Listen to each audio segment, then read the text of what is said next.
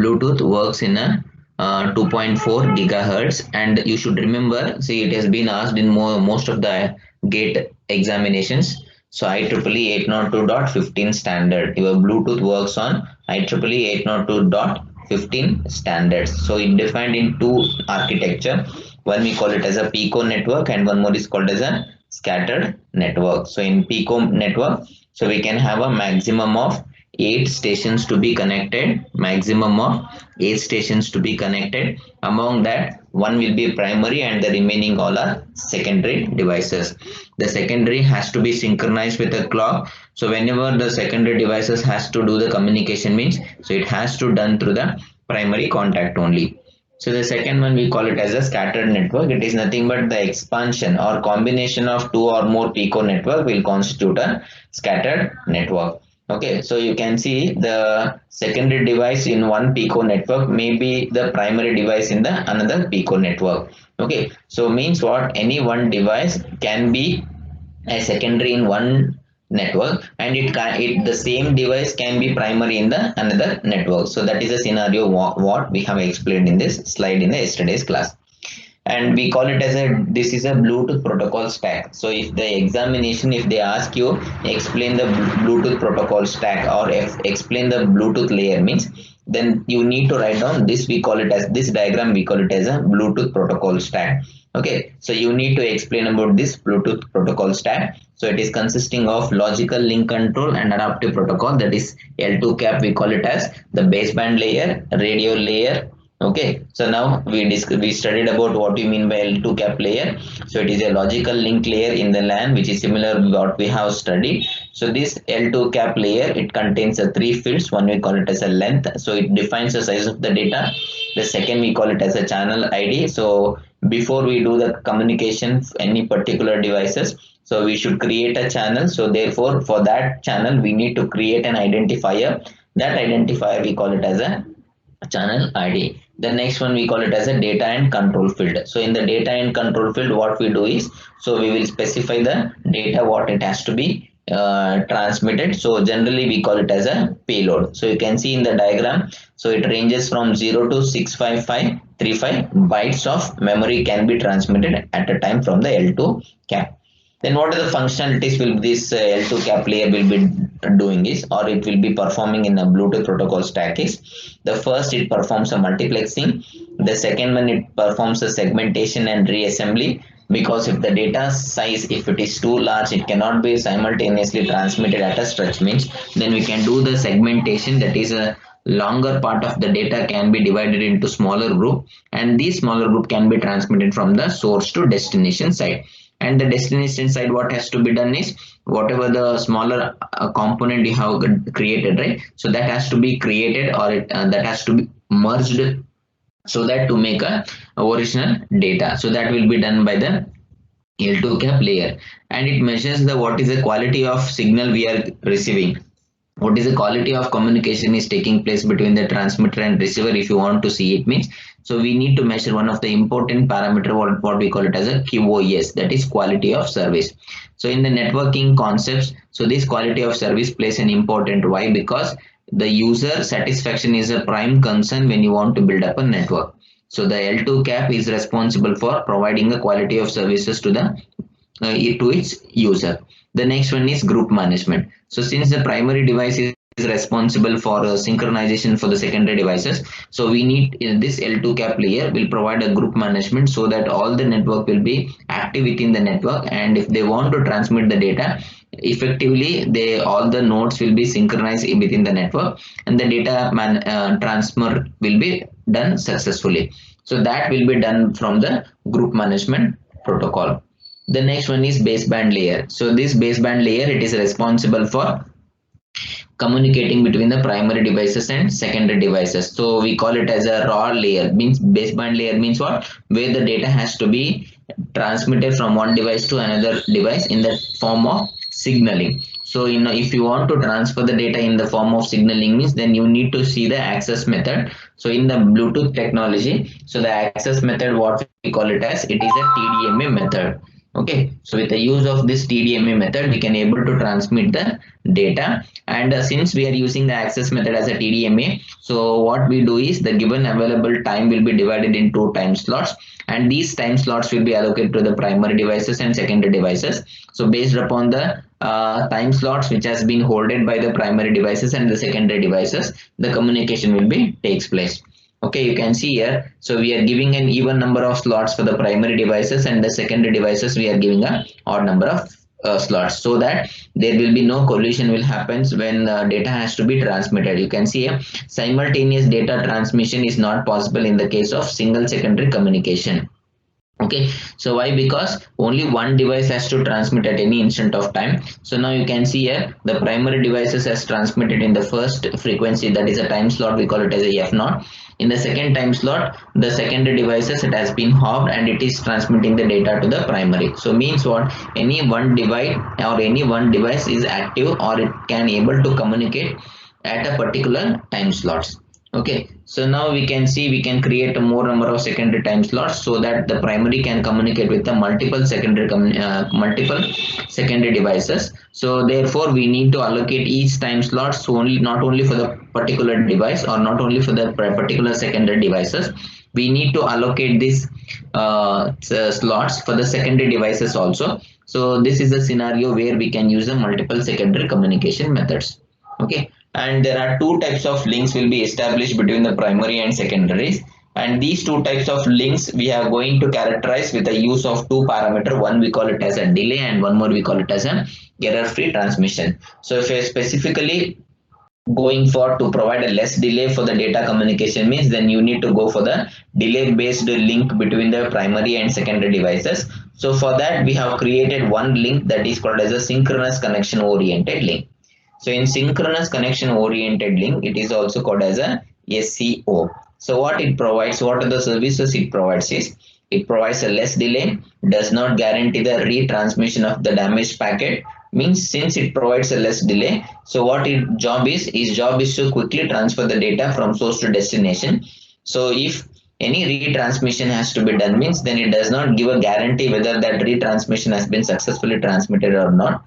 And we can have a physical connection is possible to establish between the primary devices and the secondary devices with the use of this SCO link between the primary and secondary devices. There is one more type of link, what we call it as an asynchronous connection oriented link.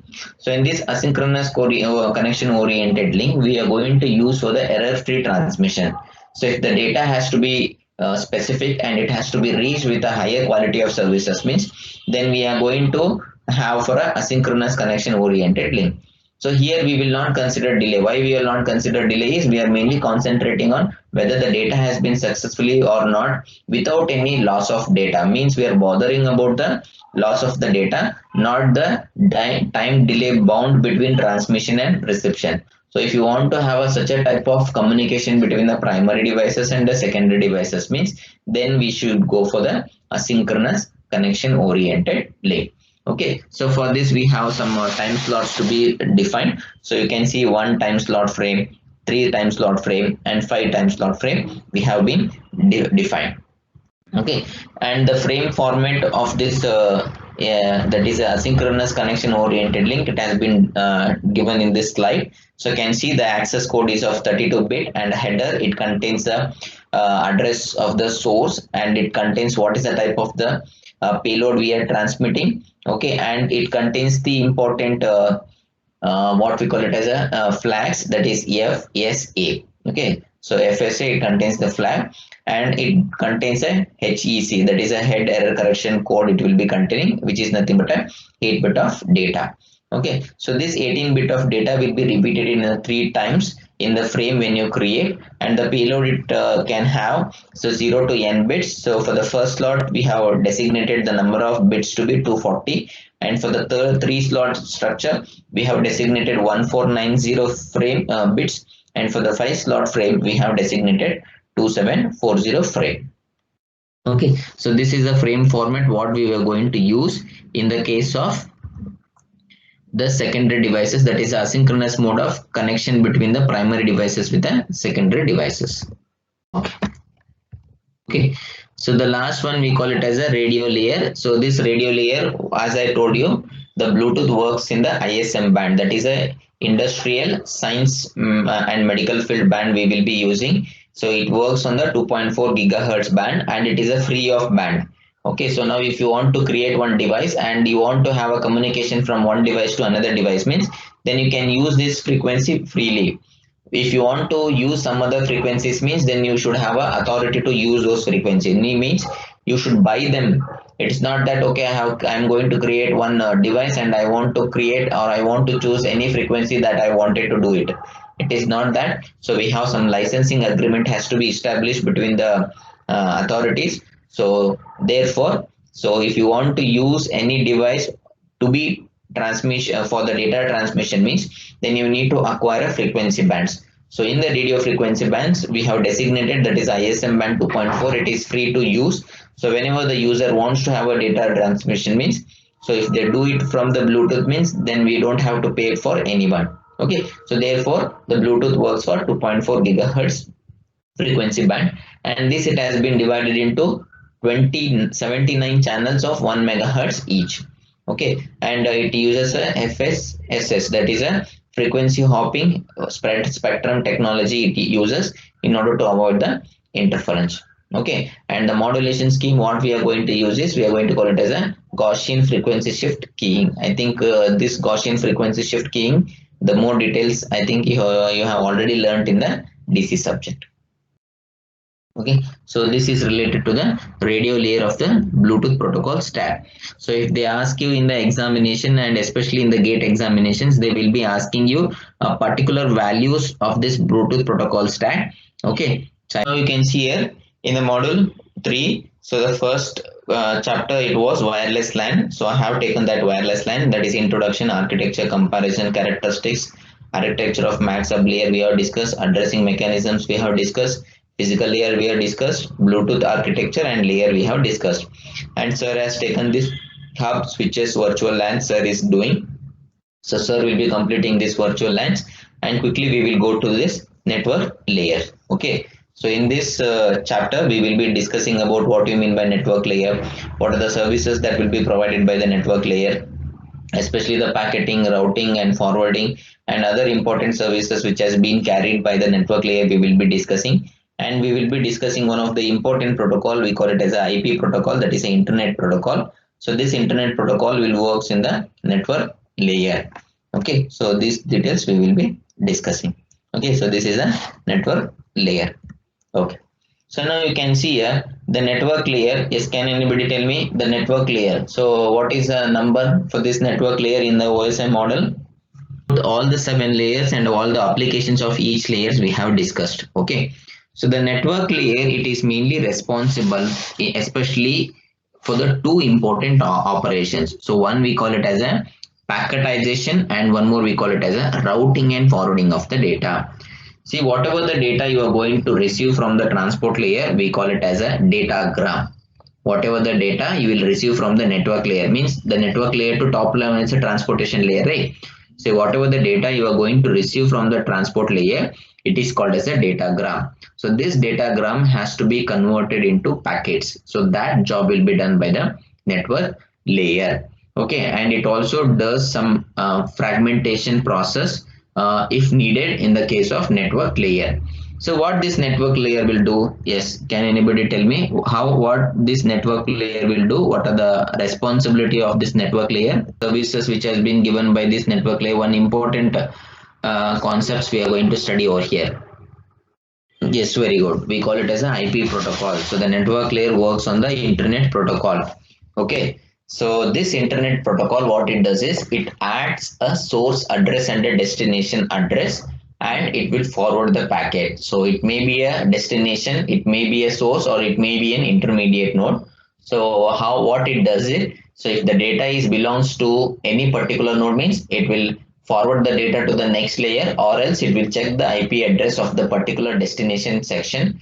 So if that data it does not belongs to him or for the node means, so simply what it does is it will forward the data to the next neighbor.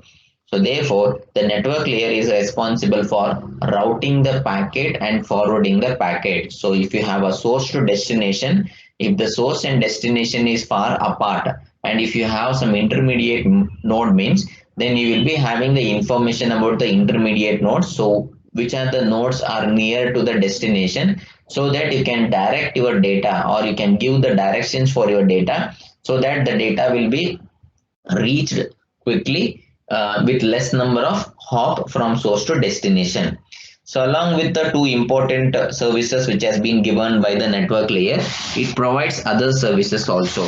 So what are the other services it provides?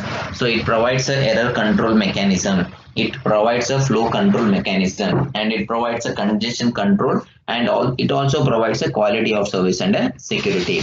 Okay, so how it provides error control? So here also we can make use of the encoding and decoding operations, so that by the use of proper encoding mechanisms, so we can make sure that the error in the data transmission in the data in the network layer can be minimized. Second one is a flow control. Flow control means what? So if you have a 10 MB of data, so this 10 MB of data cannot be transmitted at a single stretch. So now what you do is, so this 10 MB of data is belongs to single data only. So now what I will do is, I will do the fragmentation, and these fragmentation, that is a smaller blocks, I should give some sequence number. Okay, so 1 2 3 10 MB 100 MB of data is there, means I will divide them into 1 MB of data. So for each data I should give a sequence number. Why? Because the data is belongs to a particular type of data it is. So the total data is 100 MB. So we need to arrange that 100 MB in a sequential order only. So if you rearrange them, you should get original data. So if you do not rearrange them in a sequential manner, means then data cannot be decoded properly. So therefore, the network layer is responsible for flow control. The next one is congestion control. So as I told you, what you mean by congestion control is a situation where within a network, devices cannot able to handle the traffic. So that situation we call it as a congestion, and network layer will provide some protocols to avoid those congestions, and it can provide some protocols to control the congestion. And the next one is quality of service. It will be provided by the network layer, and even security can also be provided by the network layer. Okay, so these are the some of the services which is given by the network layer. So the first one is packet switching. Okay, so the network, what I told you is, so your internet protocol work in the network layer. So the internet protocol works based on a packet switching mechanism. The internet protocol works based on a packet switching mechanism. Means what? There is no physical connection between the network layer of the source to destination layer, but there will be a connection oriented services will be there. There will be a virtual circuit will be established between a source and destination before the packet will be transmitted. So if the virtual connection has to be provided, or if the virtual connection services has to be provided by the packet layer, means then you need to undergo some mechanism. So what are those mechanisms? The first we call it as a setup phase, second we call it as a request packet, the third we call it as an acknowledgement packet, and the next one is data transfer phase and a tear down phase. So when you want to have a data transmission, first you should set up a network. Okay, so that will be done by the setup phase. So the setup phase is responsible for initializing the nodes. We call it as a setup phase. The next one is request phase. So once the nodes are present in the network, the next thing is, let's say one node wants to do the transmission to the other node. So what it does, it should tell the receiver that yes, I am ready to transmit, you please accept my data. Are you ready to receive the data? So you need to get a confirmation from the receiving end. So therefore what we do is, we use a request packet so that the receiver will be get ready, we will get to know. The next one is, so once the request message which has been received from the transmitter, the receiver what it does is, it will acknowledge that back to the sender, saying that yes, I am ready to receive the data, you please go ahead with your data transmission. So once the acknowledgement frame has been received at the transmitter end, the transmitter will transmit the actual data. So after the successful transmission of the data, whatever the link it has been established between the source and destination, that is a virtual link, it has to be removed. So that phase we call it as a tear down phase. Okay. So the next one what it does is, the next important thing what you need to understand is, so what are the network layer, how we can measure the performance of the network layer, you can ask me. On what basis we can able to measure the performance of this network layer means is, so these are the different parameters what we are going to measure the network layer, whether it is the network layer is performing good or bad, whether the packet is dropping too much in the network layer data transmission or not. How you can measure? You can measure based on the following parameters. The first we call it as a delay parameter. So the delay parameter is one of the important network layer parameter which is identifies or it will tells that how best your network layer is performing within the given network architecture. So there are different types of delays we can able to encounter during the data transmission. The first we call it as a transmission delay, propagation delay, proper processing delay, queuing delay, and the total delay. Packet to do the data transmission, we call it as a transmission delay. So means the once the station wants to transmit the data, so the time taken for the station to transmit or it can to transmit the data, we call it as a transmission delay. The next one we call it as a propagation delay. The propagation delay is nothing but the packet received minus packet transmission time, we call it as a propagation delay. The next one is processing delay. So when I receive the packet, how quickly I will transmit, I will process that data so that I will give it to the application layer, that we call it as a processing delay. And the next one we call it as a queuing delay. So if the data traffic is too much in the network layer means, then what we do is each node will be having some buffer, and those buffer, in that buffer the packet will be stored. So the amount of time which has been stored the packet in the buffers of each node, we call it as a queuing delay. And the next one is total delay. Total delay is nothing but the sum of the previous or delay, we call it as a total delay. The next one we call it as a throughput. So what do you mean by throughput? So throughput is nothing but the successful transmission divided by total number of transmission what it has been taken place. So we call it as a throughput. So for the good performance, or if your network has to provide a good performance means, then your packet throughput has to be very high. The next one we call it as a packet loss. The packet loss is nothing but the amount of data lost within the network when you want to do the data transmission between the source to destination, we call it as a packet loss. So in the packet loss we need to analyze the congestion control also. So if possible we can incorporate some protocols so that we can avoid this congestion control in the network layer also. Okay, so these are the some of the network layer performances parameters which we need to consider when we want to have a data transmission through the use of the networking concept. Okay, so this is a very important address protocol what we are going to use. We call it as an IP address. Okay, Internet Protocol version 4. So as we told, the network layer is responsible for working means it works in a internet protocol. So for that internet protocol we should have some notation, right, or we should have some naming, right? So that naming we call it as a IPv4. So what do you mean by IP is nothing but internet protocol, V is nothing but version 4. So version 4. So the IP address, we have two types of IP protocols. One we call it as a IP version 4 and one more we call it as a IP version 6. So the IP version 4, it is of 32-bit data. So now you can see here, so this 32-bit data we are going to represent with 8 hexadecimal number. We are going to represent with 8 hexadecimal number. So you can see here each hexadecimal number. So we have designated with 1 byte, 1 byte, 1 byte, 1 byte, 1 byte. Okay. So with the use of this hexadecimal number, we can able to differentiate our IP addresses. Okay. So this is the frame format, or this is how we are going to address the notation of your IP version 4. So the address space, you see how you are going to classify this address spaces, you can see here. So for the A, there are different types of classes are there in the address spacing. That is a classful address spacing. The first we call it as a class A, the second we call it as a class B, and the third we call it as a class C, and the fourth we call it as a class D, and the next one we call it as a class E. Okay, so the details of this classful address we will discuss in later.